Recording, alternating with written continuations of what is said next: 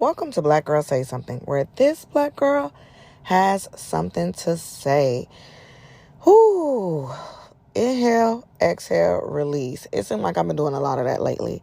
I've been doing a lot of meditating, a lot of journaling, a lot of grounding work, just a lot of anything that will make me feel safe in my nervous system.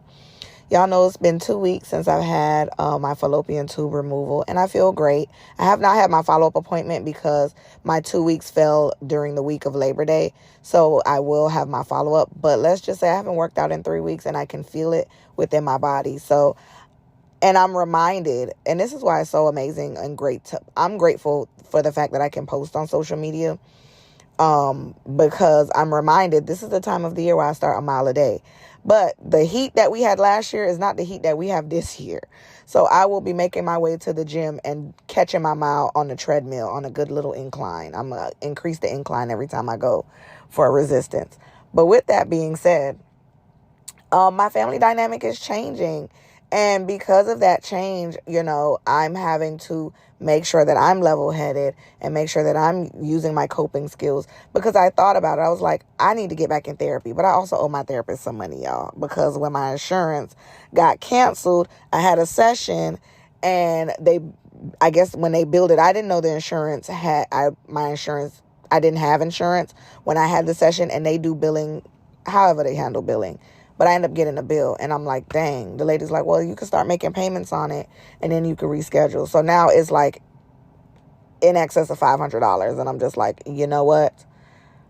I was in therapy for a long time, and I knew this day was coming where the children would eventually have to see their father.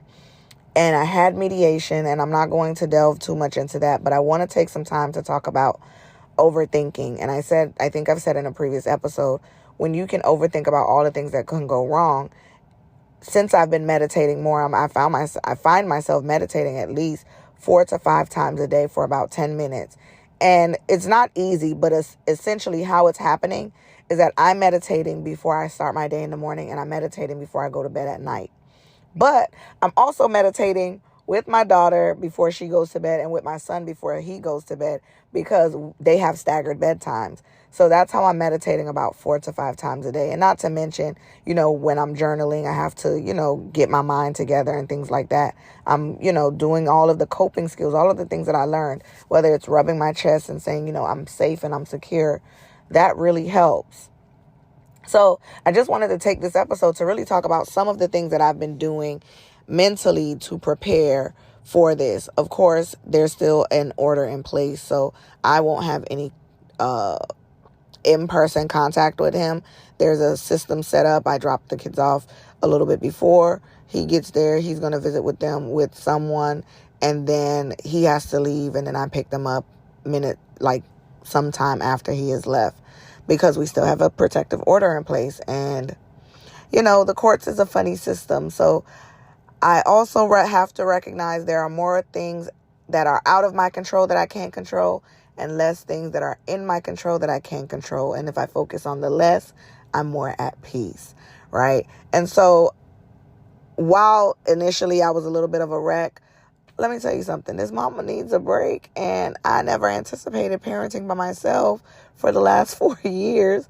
But I had to protect my children. I had to protect myself, and I had to do what is in the best interest of the children. And being in a space mentally where now, with all of the therapy, the children have been in therapy, the children, have adjusted. Now they have to readjust. And I'm teaching some courses as a professor, and it's funny because I'm telling my students, I'm like, to be a healthcare worker, you have to be adaptable. And as somebody who is dubbed a multi-healthcare professional, to be a healthcare professional, you have to be adaptable. You have to understand that everything is not going to be the same every day. Every day is not going to be the same. Every patient is not going to be the same. Every situation is not going to be the same. And while we have books and all of that, the education to understand what we're going to experience in the field, the real experience is when you get into the field, right? I would have never known. I could have never predicted. I could have never known that being in the middle of a divorce would have so many twists and turns. And interestingly enough, I have a friend who's also in the middle of a divorce, and we often have collaborative conversations to discuss what her lawyer's strategy is, what my lawyer's strategy is. And to be quite honest with you, we're not lawyers, so we have no clue what the strategy is. But when this all first started, I remember telling her, girl, you're going to be done before me because you filed. You know, I didn't get an opportunity to file first. I had to counter file. And, you know, it just is what it is when it comes to the court. But again, considering the things that are out of my control, whereas the things that are in my control are the things that I can manage. I can't even, you know, the things that are in my control are the things that I can manage. I can manage me, my emotions, my triggers, right? I cannot manage how someone else will trigger me. I cannot manage how some information or how something will happen outside of my control and try to control it. But with that being said, I'm in a good headspace. I'm working. This week has been a heavy work week. I started, 2 weeks ago, 3 weeks ago. We're in week 4. So 4 weeks ago, I started as a professor. I teach 2 classes as a professor. And then this first week of September is on a roll because I also started the after school program. And that was a show in itself because I took it up thinking I was only going to have, not thinking, they told me I was only going to have 15 students. I get there and the school's like, you have 31 students. Double compensation on that. But anywho, I had 31 students. That was overwhelming, right? And then I practically worked 3 jobs this week. My professor job twice this week. The after school program, that was double. So we're going to put 2 more fingers for that. That's 4 because I had 2 sets of students. It was supposed to be 15 and 15. And I guess the other instructor had some issues with getting clearance at the last minute. And then I still draw blood as a phlebotomist on a contract. But it's on call. So, I'm grateful for the way that September is starting for me financially. I am really grateful for that. I'm moving through some things. I got my car paid up. So I wasn't depressed. I just needed some money, y'all. Like, the reality is there is a thing of when you are financially insecure, it does wear down on you. And it makes me think about,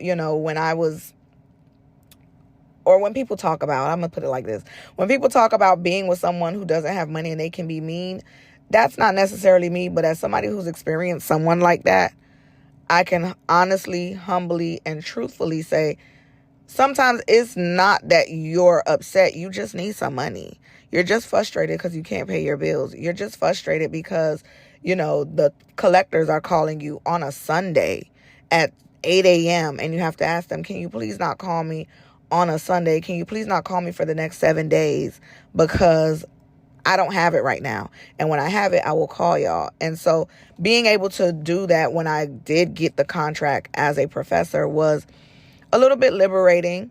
My ability to be able to, pay the court fees. I had a court fee for mediation. Being able to pay that was liberating in a sense, because it's like when you get down to the zeros, and I'm talking bare bones, $0.00,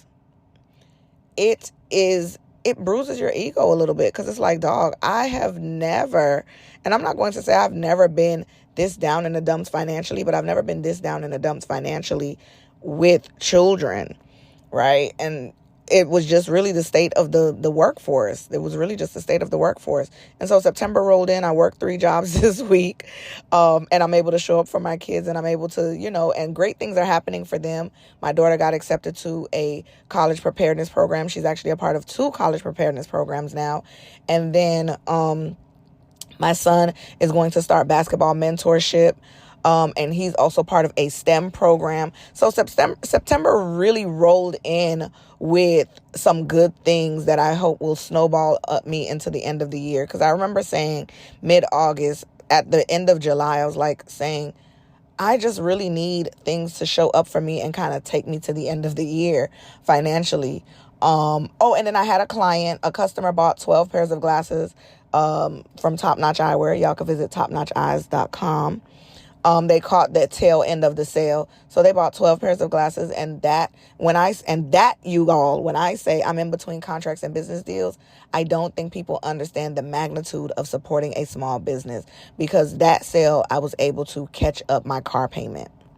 and clear the debt that I owe them. And so my car is not up for repossession. You see how simple it all could be. Now, if I could have customers, not necessarily customers who are going to buy 12 pairs of glasses, but if I could have consistent customers every day of the week, I could get caught up on the other things. I still have my mortgage that I have to catch up on and get me out of foreclosure. I still have to, plan out the bills for the next month and the next month. And so visit topnotcheyes.com because it does make a difference between keeping the lights on, right? I don't have a brick and mortar business, but if you know anybody with a brick and mortar business, especially a Black owned business, support them.